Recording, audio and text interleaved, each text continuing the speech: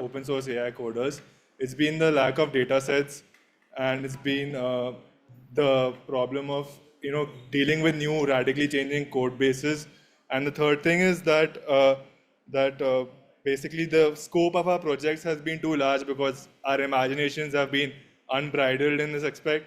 So like so this is like something that in this project I realized that these three problems form an integral part of what an AI project should look like. And Unix philosophy led me to believe that having a singular product that does one thing and does it well will be much beneficial. And I'm trying to democratize I realized that LLMs can really democratize code development, and because I could learn about I could practice that in person about using LLMs for code development for this entire project. And also, I'll tell you why data sets have formed the underlying philosophy. The creation of data sets have been the underlying rationale. But first, why do we need laws in an XML format? And a lot of people have asked me that. And the thing is that this XML makes laws machine readable. And Akoma Ntoso is an African term that basically it has a history dating back to 99 when the United Nations started putting it forth as a project for standardizing all the legislative efforts by different departments. So now it's being used by various governments like across Europe. And what my project does is it radically cuts down the time taken to convert your statute from the text or PDF format to an XML format, which people across jurisdictions perhaps, or even use cases, are now we're seeing this as an extension of the semantic web standard. So people can use the XML format to develop a further app, which I have a use case already for, and I will go to it if I have the time. So basically, what my app does right now, I started. I'll explain with the help of this flowchart. Just a sec. Yeah. So right. Okay. Yeah. So the flowchart here is demonstrative of the app's features. Template is what you input into the app. Prompt engineering is what is being used for generating the XML. But we need meta-model alignment because this is where the semantic interoperability comes in, right? Like you need to utilize the years and decades of efforts that have been put into developing this standard. And you cannot just go with the training data set that prompt engineering would have given you. So I tried to give this meta-model alignment, which I'll talk about how it occurs. But before you get into that, you can take the prompt engineering output and generate it as an XML. And if you want to, you can go for the meta-model alignment or the validation of the XML. There are two options for that. The first option is that you can check for general validity, which checks whether the XML is well formed. And if it isn't, which is an edge case, because we see that LLMs are particularly good at generating XMLs, then you can upload a minor modification to whichever attribute of the XML you think has a small error. And similarity search is where I've algorithmically executed like a string of functions where the sequentially generated XML is rationalized with itself. So if there's an XML attribute that has a certain key attached to it and is serialized, you want to compare that with other similarly worded or similarly situated XML attributes. So basically, this gives you the next step in that is whether you want to use the meta model. I want to explain that in further detail with the code demonstration. So after all of these attunements have been made, you can store the XML again. So that is the flowchart of the app. I have used 3 different LLM options, which are basically OpenAI allows you to input your keys and get the output instantly. But if you have the resources, or if you have an Azure ML subscription, if you've been lucky enough to implement that using Llama or any of the endpoints, then those options are also available. And the reason why I provide this is because we all know that OpenAI is restrictive about using its outputs for a competing model. So you have to have like some sort of like alternative to OpenAI for generating a data set.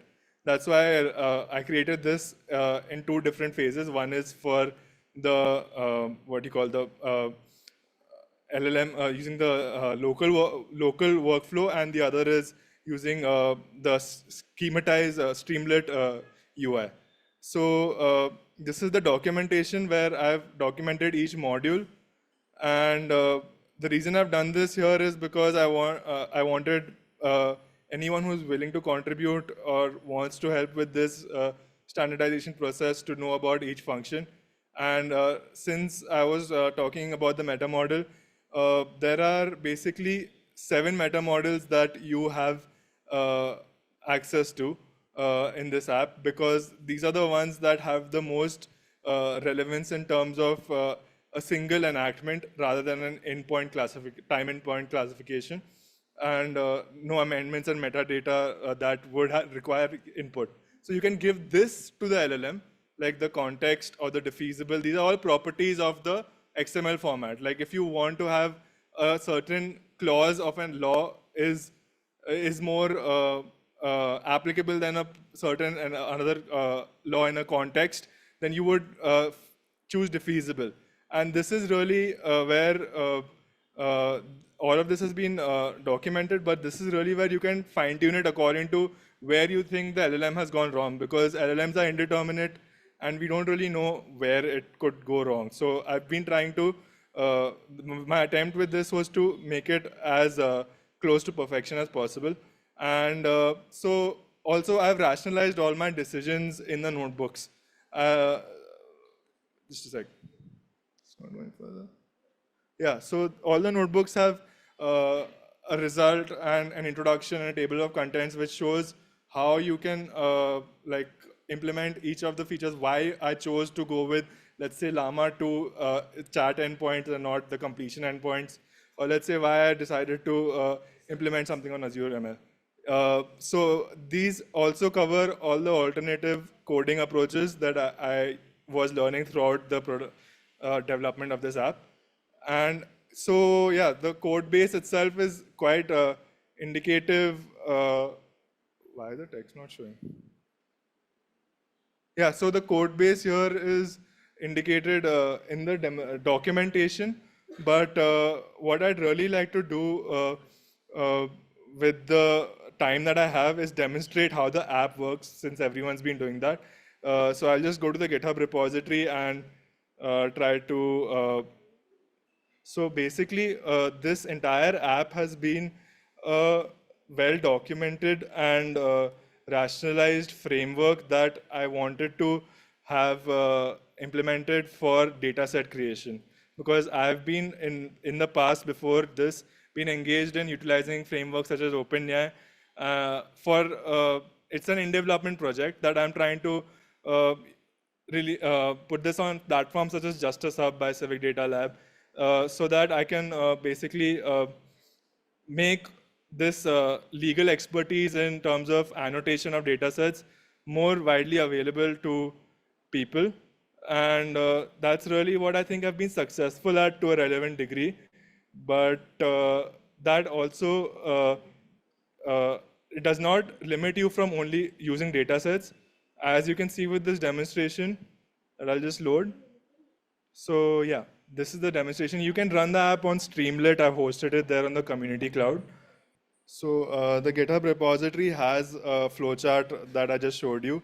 And firstly, you have a disclaimer that that was necessary for the AI advisory. I've implemented a use case for that. You can upload a CSV file in the format that you have, or use Indian Kanun if you have API access. You can choose the number of sections you want. I'm giving this option because like you want to be able to manually review the output. And this is particularly so in the case of like legal rule ML, but there are further features for legal rule ML as well that allow for alignment. So once you've inputted the API key, it just simply gives you the option to download the XML. But if you have legal rule ML as an option, you can go ahead and align it with your meta model, or similarity between the tags to ensure that you know where it's going wrong. There's a lot of places it could go wrong in, but this is where I've implemented the the 7 different features that basically you can align it with. I know it's a completely dense topic for people who don't know. It's quite enclosed in the way it was I mean, because of the knowledge required for legal tech development, it's quite intrinsic. I've tried to document as much as possible so that this app can go forth with uh, maybe leading to more LLM creation. And what my aim with for the future is to basically align this with LegalDocML, also with the RAG approach for the entire documentation that's available.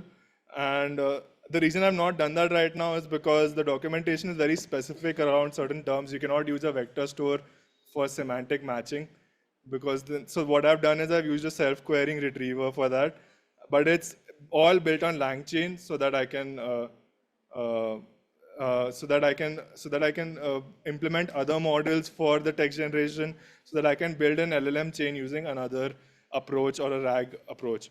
So also one of the things that's interesting about this is that this has a very rich history of academic publication. So like some of my co-participants, I'm looking to do that as well. Thank you, everyone. All right. Questions?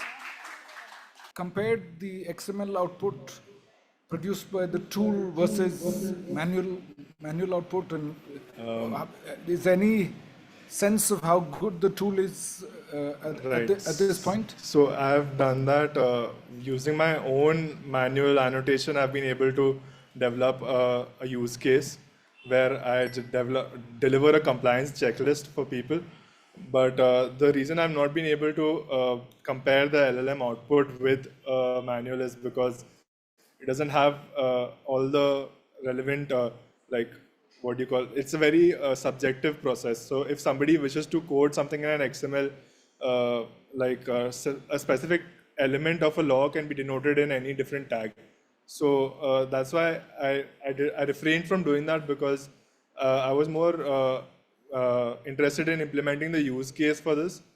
But I believe that with the demonstration of the use case, I've been able to show that it is a well-formed XML, and it is something that can be used. So there are many ways in which, if you go through the LegalDocML repository as well, there's many alternatives to each law being encoded in the XML.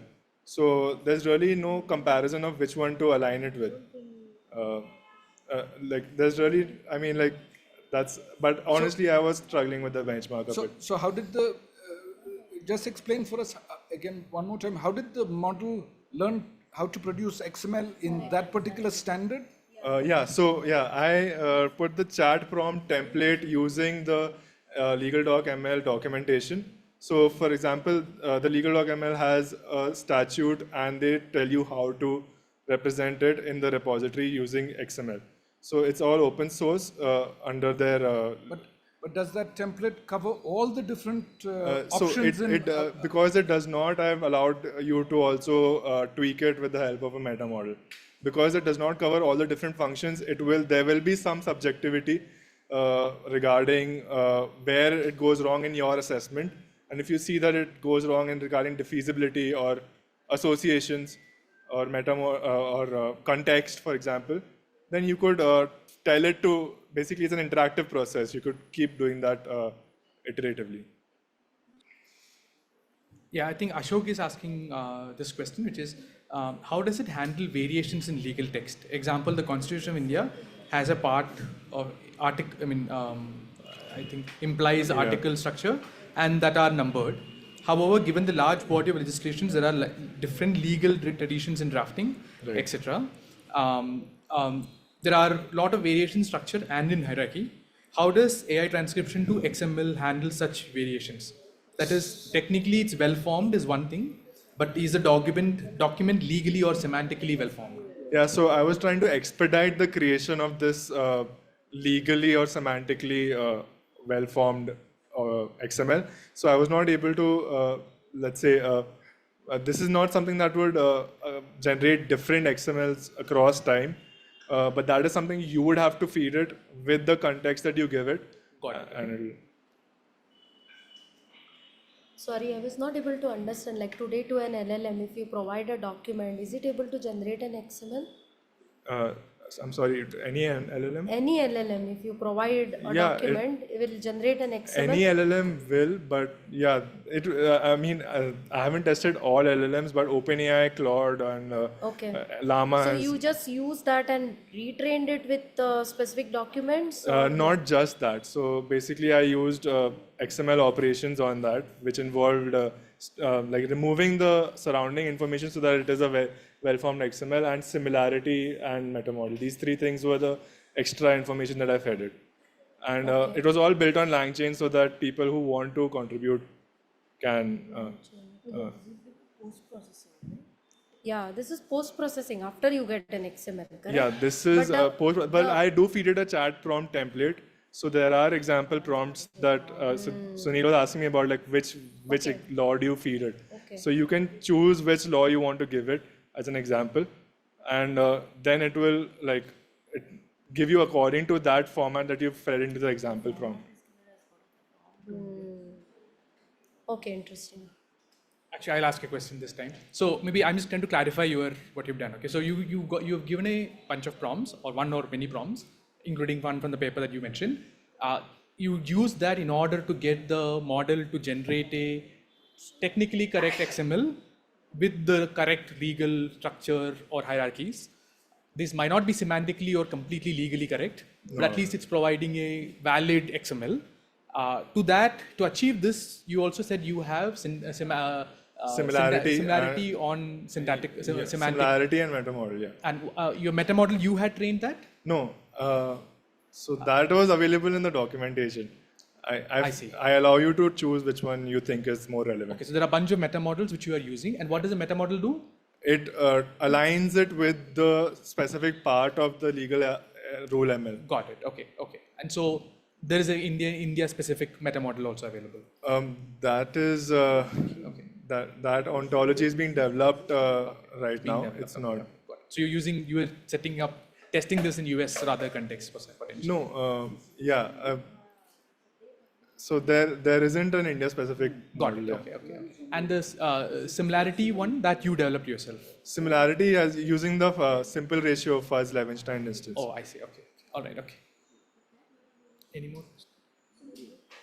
I think last question. All the 7 methodologies you referenced were developed by others, right? They were by the LegalDocML committee. Okay. I think last question is maybe can you explain in simple way how the AI metamodel distinguishes between parts of legislation? Are these rules part of metamodel or encoded in the prompts? Since there is a linguistic component to it. So they're asking whether your metamodel, right? How does it figure out what is what part, one? Right, and second, one is that there's a legal context to it, and also there's a semantic context to it, right? Meaning, so how do you delineate between them, or is there a mechanical delineation? That part is it's entirely up to the user to put it. But the model itself, you don't know how that internally does that, right? No, the model itself is fed a system prompt with the description in natural language, along with the RDF description. It's resource description framework.